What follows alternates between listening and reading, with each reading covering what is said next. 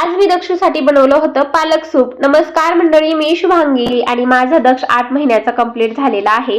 तर पहिलं तर ना मी त्याच्यासाठी सॅरेलॅक बनवून घेतलं। तसं तर हे बनवायला खूप वेळ जातो। मी रात्री सगळ्या काही गोष्टी करून ठेवल्या होत्या, पण वाटण बनवायचं बाकी होतं कारण रात्री नुसती लाईट ये जा करत होती। म्हणून म्हटलं पहिलं तर आज सकाळी हे काम करून घेते। असं इन्स्टंट बनवायला मग सोपं पडतं। मस्त मिक्सर मध्ये बारीक करून घेतलं का असं डब्यामध्ये स्टोअर करून मग भरपूर दिवस ते यूज करता येतं। आणि एक तर आपण घरी बनवलेल्या काही गोष्टी असतात ना, त्या बेबीसाठी खूप हेल्दी असतात, त्यामुळे तुम्ही जास्तीत जास्त घरी बनवायचा प्रयत्न करा। तर आज ना मी त्याच्यासाठी पालक सूप बनवणार आहे। मागच्या वेळी मी तुमच्यासोबत पालकची खिचडी बनवली होती, तेव्हा सुद्धा तुम्हाला खूप जास्त आवडली होती आणि तेव्हा मला कमेंट्सही आल्या होत्या की आमच्या बाळांना सुद्धा खूप जास्त आवडली। आज ना इथे मी पालकचं सूप बनवणार आहे। त्याच्यासाठी इथे 2 चमचे मी मूग डाळ घेतली, एक बारीक कांदा कट करून घेतला, 5-6 पालकचे पानं स्वच्छ धुवून कट करून घेतले। आता कुकर मध्ये थोडंसं तूप घातले, त्यामध्ये जिरे, एक बारीक कट केलेला कांदा, 2 लसणाच्या पाकळ्या, छोटासा अद्रकचा तुकडा, 1 मिनिट भर परतून घेतलं की त्यामध्ये पालक ऍड केली आणि स्वच्छ धुतलेली इथे मुगाची डाळ ऍड केली, चिमूटभर हळद आणि हे छान असं मिक्स करून घेतलं। कुकरला याच्या 3 शिट्ट्या करून घ्यायच्या, थोडंसं पाणी ऍड केलं। आता एका ताईने मागच्या वेळी मला विचारलं होतं की तू कांदा परतूनच घेत नाही, तर मी असं बेबीसाठी काही बनवलं ना जास्त फोडणी देत नाही, आपलं नॉर्मलच ठेवते। मग ते ना लगेच शिट्ट्या करून झाल्या होत्या,